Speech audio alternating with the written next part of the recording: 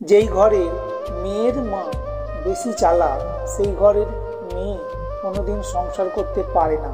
কারণ কি, তার মায়ের চালাকির কারণে মেয়ের সংসার ভেঙে চুরমার হয়ে যায়। স্বার্থ যেখানে শেষ, বদনাম সেখান থেকেই শুরু হয়। সুখী হতে গেলে বেশি কিছুর দরকার হয় না, দরকার কিছু ভালো মনের মানুষের, যারা আপনাকে বুঝবে।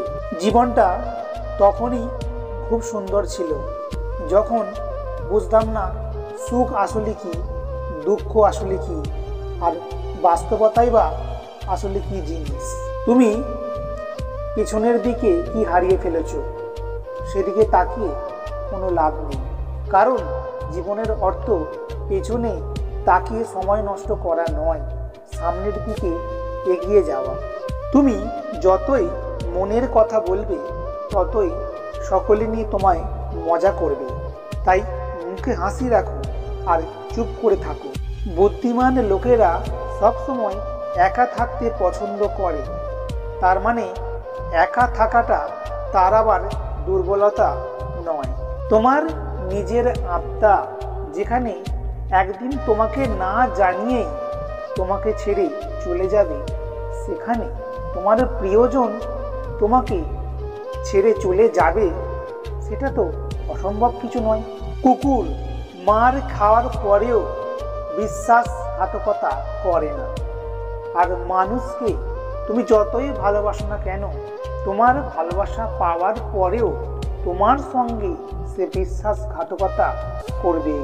কঠিন পরিস্থিতিতে ধৈর্য যদি তুমি রাখতে পারো, তাহলে তুমি ভেবে নিও যে প্রত্যেক সমস্যার সমাধান তুমি করে ফেলেছ। মানুষকে ভালোবাসার অনেক পথ আছে, তবে তাকে ভুলে যাওয়ার কোনো পথই নেই। অতিরিক্ত ভালোবাসা হলো পৃথিবীর সবথেকে বড় অপরাধ। হ্যাঁ, ঠিকই শুনেছেন, কারণ সবচেয়ে বড় শাস্তিটা আপনার প্রিয়জন আপনাকেই দেবে। তুমি আমার নিন্দা করো, এটা তোমার যোগ্যতা, আর আমি তোমাকে কোনো পাত্তাই দিই না, এটা আমার ক্ষমতা। তুমি যদি ভালো অভিনয় করা শিখে যাও, তাহলে তুমি এই পৃথিবীতে ঠিকই টিকে থাকতে পারবে। একটা ভালো বই আর একটা ভালো হৃদয় বোঝার ক্ষমতা সবার থাকে না। একবার যদি আমাদের মন ভেঙে যায় না, তাহলে তাকে আর শত চেষ্টা করেও জোড়া লাগানো যায় না। যখন দেখবে তোমার জীবনে ঘোর বিপদ এসে উপস্থিত হবে, তখন তোমার আশেপাশে তোমার প্রিয়জনরা কেউ থাকবে না, এটাই বাস্তবতা। যদি তোমার ঘড়ি খারাপ হয়ে যায়, তাহলে সেটা সারাবার জন্য তুমি লোক ঠিক পেয়ে যাবে।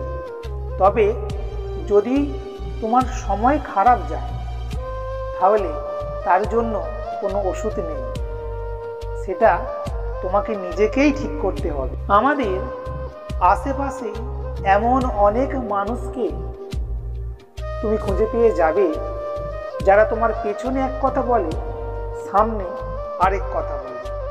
মানুষের কটু কথায় কোনো কান দেবেন না, বা নিজেকে বিচার করতে যাবেন না। আপনি কেমন সেটা উপরওয়ালার হাতেই ছেড়ে দিন না। ভদ্রতা এই জিনিসটা সবার কাছে আবার আশা করবেন না, কারণ এই দামি জিনিসটার মালিক আবার সবাই হয় না। বুদ্ধিমান লোকেরা কোনো কিছুকে বেশি নিয়ে চিন্তা করে না, টেনশন করে না, বা কোনো কিছুকে সিরিয়াসভাবেও তারা নেয় না। বন্ধু, আঘাতে দুর্বল হয়ে পড়ো না, শক্ত হতে শেখো। যারা স্বার্থ ছাড়া তোমার পাশে থাকে না, তাদেরকে এবার ভুলে যেতে শেখো। যেখানে আপনার কোনো সম্মান নেই, কৌশলে সেখান থেকে তাড়াতাড়ি সরে পড়ুন। মানুষ আপনাকে কখন খারাপ বলবে জানেন? যখন আপনি তার মুখের ওপর সত্যি কথাটা বলে দেবেন। স্বপ্ন আর বাস্তবতা দুটোই আজব জিনিস। স্বপ্ন মানুষকে বাঁচতে শেখায়, আর বাস্তবতা মানুষকে কাঁদতে শেখায়। এই পৃথিবীতে যদি তুমি টিকে থাকতে চাও, তাহলে নিজে নিজে কীভাবে লড়াই করবে সেটা আগে শিখে নাও।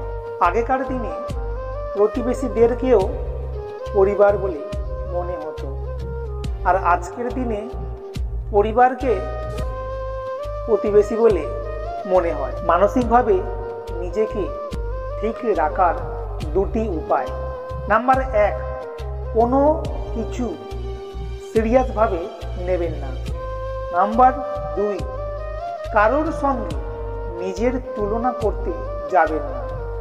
যে তোমার নীরবতার ভাষা বোঝে না, সে তোমার চিৎকারের ভাষাও বুঝবে না। যার মাথায় টাকা আর ফ্যামিলির টেনশন ঢুকে গেছে, তার মনে আর কোনোদিন ভালোবাসার স্থান জাগবে না।